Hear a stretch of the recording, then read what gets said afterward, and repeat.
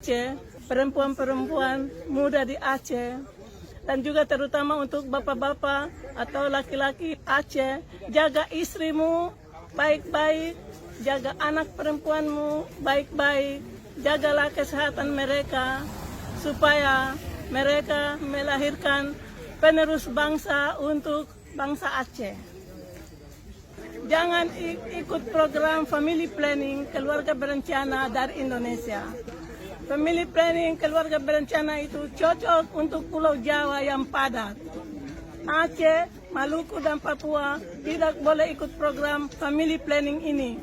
Kami harus melahirkan anak-anak banyak untuk bangsa kami.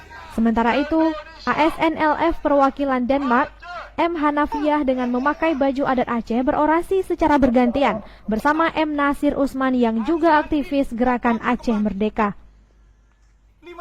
Dalam orasinya, mereka juga mengecam 15 tahun perdamaian MOU Helsinki yang belum membawa perubahan yang berarti bagi kesejahteraan rakyat Aceh yang masih miskin hingga saat ini.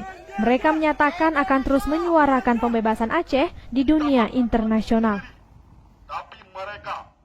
Kami mengharap dari bangsa Papua, bangsa Aceh, dan bangsa Maluku, dimanapun berada, kita harus sama-sama membuat lobi-lobi, aksi-aksi baik di dalam negara kita walaupun di luar negara.